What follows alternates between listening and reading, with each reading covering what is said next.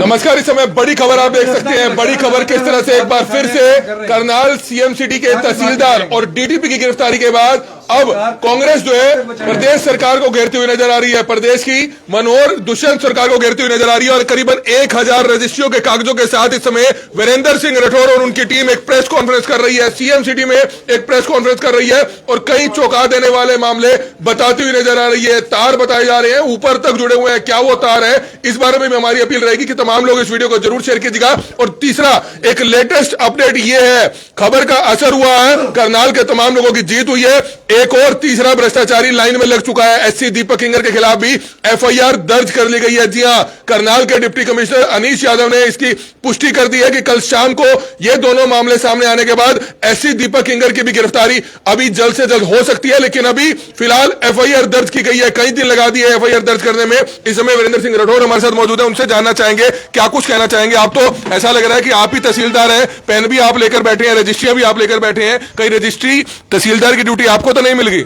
बेटा जी, पहले तो आपका धन्यवाद है कि ये आप सरकार की अचीवमेंट तो बिल्कुल ना कहो। परसों अगर आप एससी किंगर वाली बात ना उठाते, मुद्दा ना उठाते, ये कुछ भी सरकार इसमें ना करती।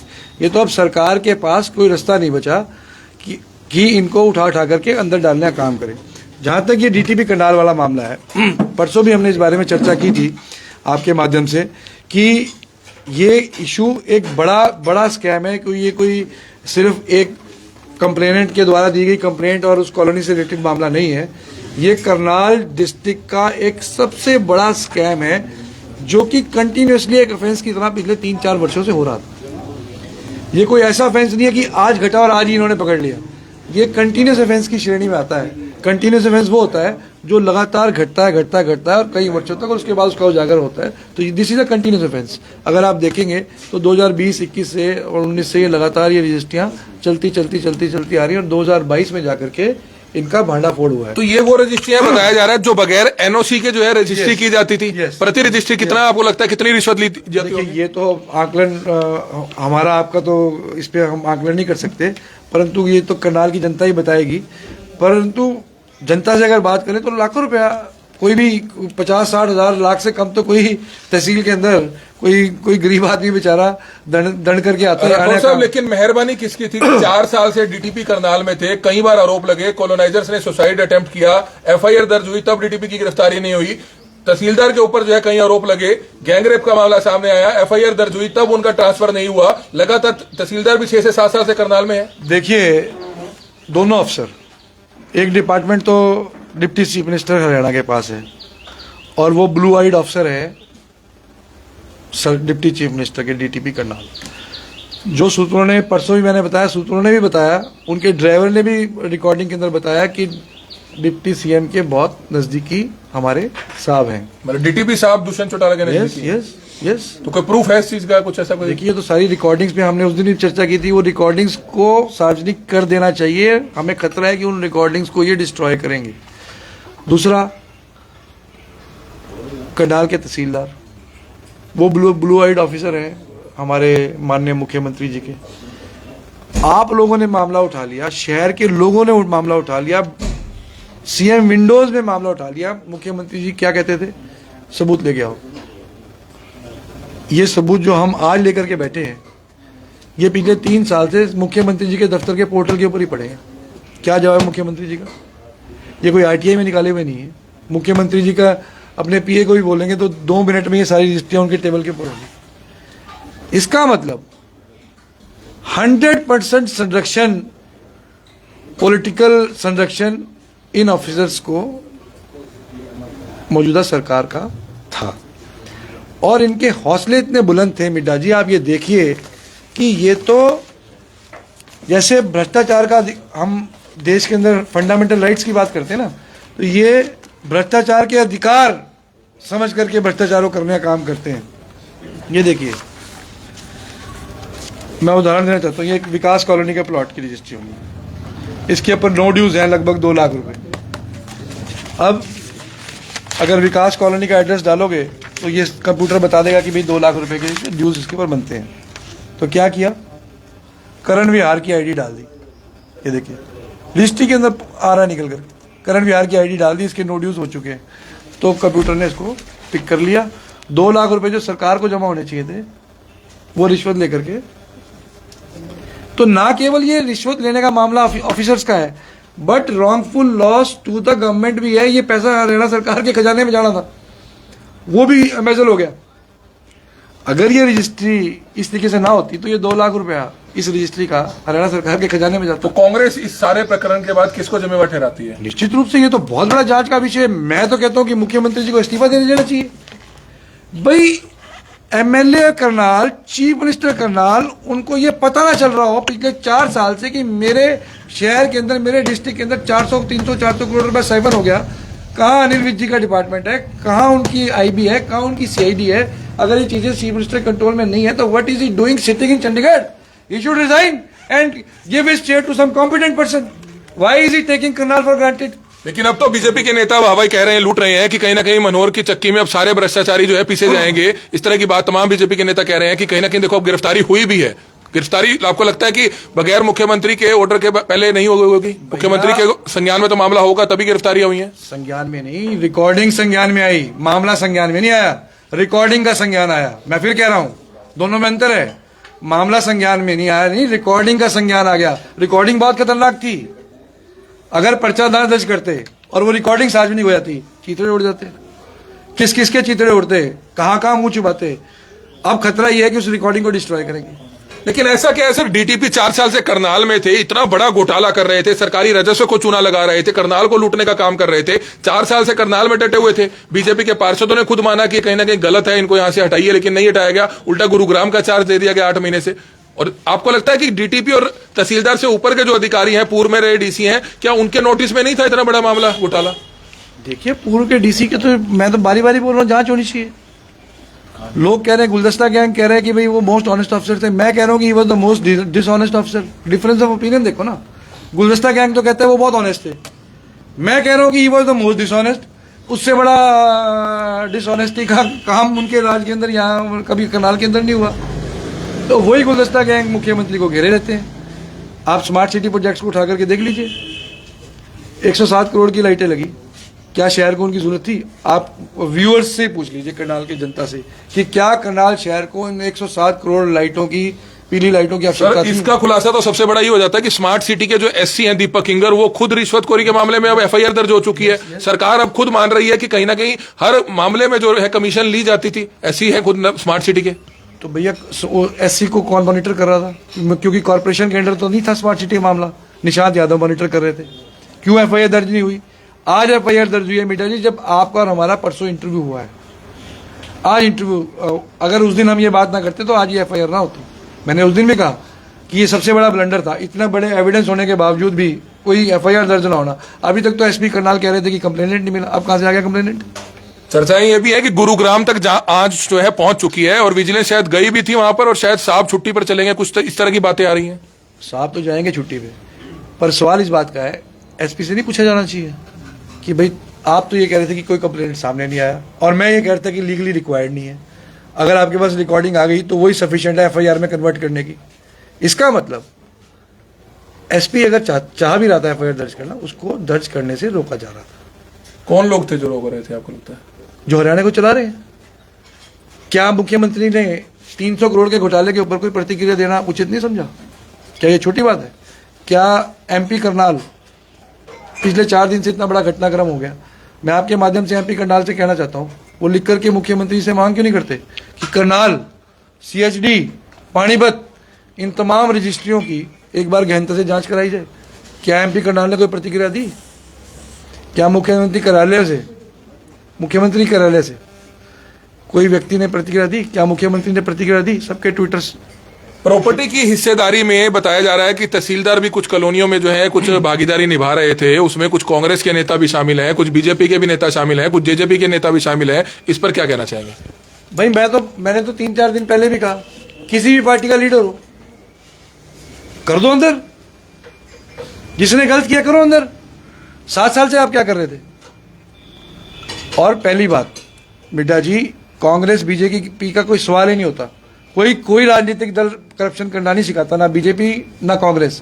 ये इंडिविजुअल हैबिट है, ये पर्सनल ह्यूमन बिहेवियर है आदमी का। किसी भी पार्टी में हो जिसका ह्यूमन बिहेवियर करप्टेड होगा, वो तो किसी भी पार्टी में चला जाएगा, वो उसी तरीके से बिहेव करेगा समाज में और सोसाइटी में।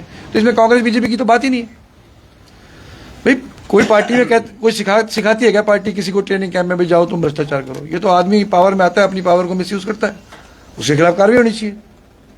कोई पार्टी आपको लगता है कि राजेश फोगाट जैसा जो ऑफिसर है, विजिलेंस का ऑफिसर है, एसपी है, उनको लंबे समय तक करनाल में ही रहना चाहिए, ट्रांसफर नहीं होना चाहिए? बिल्कुल। Yes, he has shown the guts. मैंने पहली बार 10 साल के अपने कैरियर में, 15 साल के कैरियर में I have seen such an officer. तो अगर ट्रांसफर हो जाता है तो फिर दुर्भाग्यपूर्ण है अगर ट्रांसफर हो जाता है तो। इसीलिए मुझे ये रजिस्ट्रियां की कॉपियां मुझे खुद रखनी पड़ी। तो कांग्रेस का अगला कदम क्या रहेगा? क्या सिर्फ अकेले वीरेंद्र सिंह राठौर सिर्फ प्रेस कॉन्फ्रेंस करेंगे, इस तरह की बात रहेगी? क्या आगे कोई और बड़ा स्टेप भी कांग्रेस उठा सकती है इस मामले को लेकर? देखिए, अगर जांच अपने लॉजिकल कंक्लूजन की तरफ जाएगी, मैंने आज भी करनाल की जनता से पूछा, मुख्यमंत्री से आह्वान भी किया कि आप हमारी बात मत सुने, आप कम से कम करनाल की जनता की बात सुने। मैंने करनाल की जनता से सवाल किया, आप फिर करता हूँ, अगर करनाल की जनता को नहीं लगता कि क्या इन रजिस्ट्रियों की जांच होनी चाहिए, अगर जनता कह रही है जांच होनी चाहिए, तो मुख्यमंत्री जांच कराएं। अगर जांच लॉजिकल कंक्लूजन की तरफ जा रही है और करनाल की जनता का जो नुकसान हुआ वो उसकी भरपाई हो रही है, तो हमें क्या आंदोलन करने की आवश्यकता है? परंतु अगर हमें लगेगा कि जांच सही दिशा में नहीं जा रही, प्रोटेक्ट करने की बात हो रही है, चाहे वो कोई लोग हो, corruption is related to individuals. मैं फिर बोल रहा हूं, it is not related to any party, it is related to individuals. चाहे वो कोई इंडिविजुअल है, चाहे मैं ही क्यों ना हूं, जांच होनी चाहिए, तय तक जाया जाना चाहिए। और अगर इस तक सही दिशा में जांच नहीं बढ़ेगी तो हम आंदोलन करेंगे, पर हम वेट करेंगे कि राठौर जी, सिर्फ एक यही महकमा नहीं है जिसमें रिश्वतखोरी चल रही है, एक और महकमा है जो दुष्यंत चौटाला जी के पास ही है, खाद्य आपूर्ति डिपार्टमेंट। और 85 खबरें दिखाई गई, 85 घोटाले सामने आए। खुद डीसी साहब ने कहा पिछले दिनों 2 अधिकारी जो करनाल में लंबे समय से पोस्टेड हैं, बड़े अधिकारी बन चुके हैं, उनके ऊपर एफआईआर तक दर्ज हुई है। और डीसी साहब ने यह कहा था उस समय के जो डीसी थे निशांत यादव, कि अब चाहे उनकी प्रॉपर्टी कुर्क की जाए, जो उन्होंने हजारों करोड़ों रुपए का गेहूं चोरी किया है, धान चोरी किया है, उन्हीं से रिकवरी होगी। लेकिन आज तक उस मामले का भी पता नहीं है। ऐसे बहुत से अधिकारियों पर पर्चे दर्ज हुए लेकिन कार्रवाई नहीं होती है। इस पर क्या कहना चाहेंगे? देखिए, पॉलिटिकल विल चाहिए इन सारी कार्रवाई करने के लिए। दुष्यंत चौटाला तो स्वयं भ्रष्टाचार के मुकदमों में उनका परिवार जो है वो कन्विक्टेड है बाय लॉ, तो वो तो कह ही नहीं सकते। कानून ने जब कन्विक्शन कर दी, उनको गिल्टी होल्ड कर दिया, तो वो लाख बोल रहे लोगों के बीच में, पर वो गिल्टी रहेंगे। उनका तो अपना कंडक्ट जो है वो समाज के अंदर एक भ्रष्टाचार का कंडक्ट है, तो वो अपने नीचे वाले अफसर को कैसे रोक लेंगे? किसी को करप्शन करने से रोकेंगे? मान लीजिए दुष्यंत चौटाला किसी के अफसर के ऊपर करप्शन करने से रोकते हैं, वो कहेगा नहीं तुम तो कन्विक्टेड हो करप्शन एक्ट में, तुम क्या बोलते हो? लेकिन मंत्रालय उनके पास है, वो चाहें तो सख्ती से कार्रवाई कर सकते हैं। अगर आप कुछ मैसेज देना चाहेंगे उनको? मंत्रालय किसने दिया? मंत्रालय बीजेपी ने दिया। बीजेपी को सरकार चलाने का लालच है। अगर बीजेपी की मजबूरी है भ्रष्टाचारियों के साथ रहने की, छोड़ दो सरकार।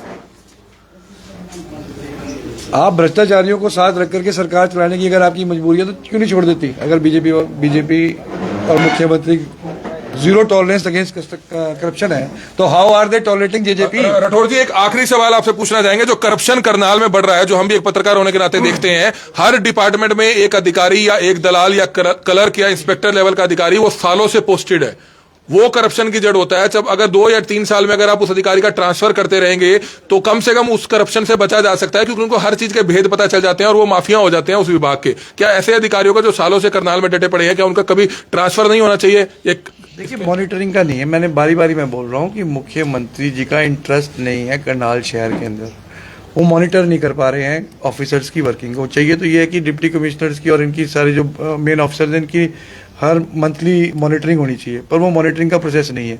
मुख्यमंत्री जी खुद करनाल आते हैं, वो खुद, उनको खुद ही नहीं पता होता क्या बोलना है। वो मैं प्रेस कॉन्फ्रेंस में सुन रहा था, वो कहते हैं आज मैंने जनता दरबार लगाया, 30 लोगों की समस्या सुनी।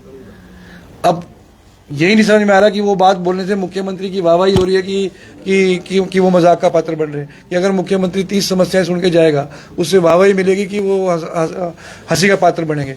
उससे अब मेरा कहने का भाव ये है कि आप सीरियसनेस टुवर्ड्स करनाल आप अंदाजा लगा सकते हैं।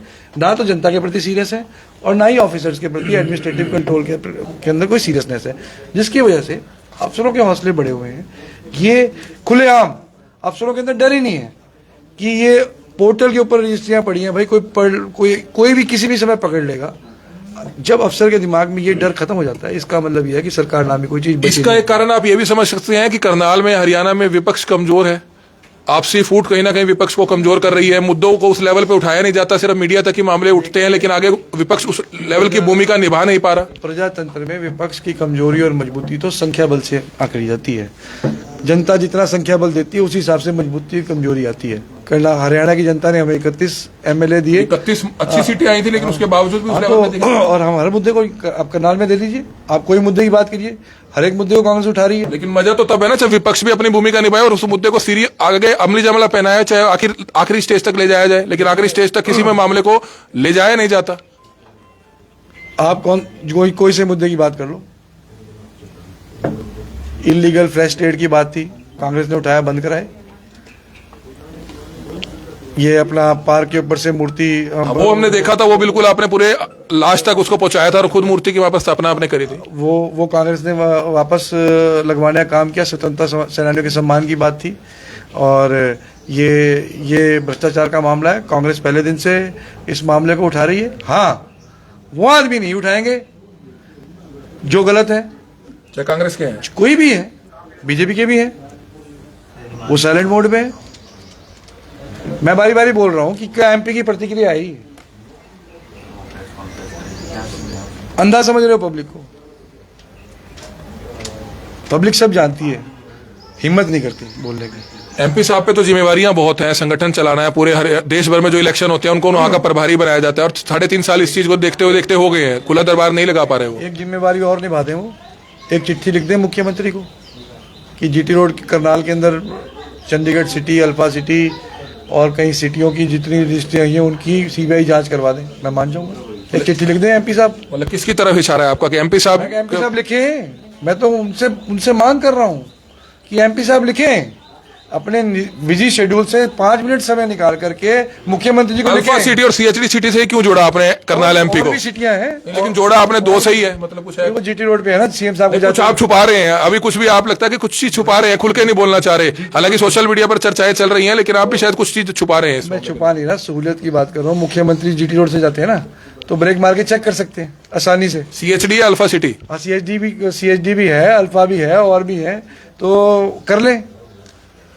तो आने वाले दिन में इस पर विस्तार से आप बातचीत कर सकते हैं, शायद अब नहीं करना चाह रहे। रूप से आप देखेंगे बीजेपी के अंदर भी सिलेक्टिव अप्रोच है बोलने की। आप देखिए, बहुत एक आधा व्यक्ति कोई हल्की फुल्की बात कर रहा है, बाकी सब साइलेंट मोड पे चले गए हैं। तो बिल्कुल आप देख सकते हैं सीएचडी सिटी और अल्फा सिटी भी आने वाले समय में सुर्खियों में रह सकती है, ऐसा वीरेंद्र सिंह राठौर का कहना है। वो किस मामले को लेकर रहेगी, वो कहना है कि कहीं ना कहीं करनाल लोकसभा सीट से सांसद एक चिट्ठी जरूर लिखे, उसको लेकर कुछ ना कुछ बात है, लेकिन अभी शायद बताना नहीं चाहते हैं खुलकर। लेकिन कहीं ना कहीं आने वाले समय में जब सबूत आएंगे तो उसके आधार पर शायद वो भी जानकारी दे दें। कुछ जानकारी हमें भी है, लेकिन बगैर सबूत के हम उसको नहीं कह सकते हैं। लेकिन इतना जरूर है कि अब चाहे जो भी कार्रवाई हुई है वो काबिले तारीफ है, चाहे वो सरकार के कहने पर हुई है, चाहे विजिलेंस के कहने पर हुई है, लेकिन कहीं ना कहीं एक अच्छी कार्रवाई हुई है, उसको अच्छा कहना भी चाहिए। हम उम्मीद करते हैं कि इसी तरह की कार्रवाई आगे भी जारी रहनी चाहिए। सरकार की तरफ से या किसी की तरफ से कोई भी दबाव जो है विजिलेंस के अधिकारियों पर नहीं होना चाहिए। तभी जाकर एक एक करके जो सभी अधिकारी हैं, जो भ्रष्ट अधिकारी हैं, वो तभी जाकर एक एक करके गिरफ्तार होंगे। हमारी सिर्फ आप सभी से हाथ जोड़कर अपील रहेगी कि जो भी लोग इस वीडियो को देखें, इस वीडियो को जरूर शेयर करें, और 1000 करीबन रजिस्ट्रियों के जो कागज है वो वीरेंद्र सिंह राठौर यहां पर लेकर पहुंचे हैं, और इन कागजों की क्या कुछ जांच होती है वो भी हम आपको आगे दिखाते रहेंगे। हमारी सिर्फ आप सभी से हाथ जोड़कर अपील रहेगी कि जो भी लोग इस वीडियो को देखें, इस वीडियो को जरूर शेयर कीजिएगा। कमल मिड्डा, करनाल ब्रेकिंग न्यूज, करनाल।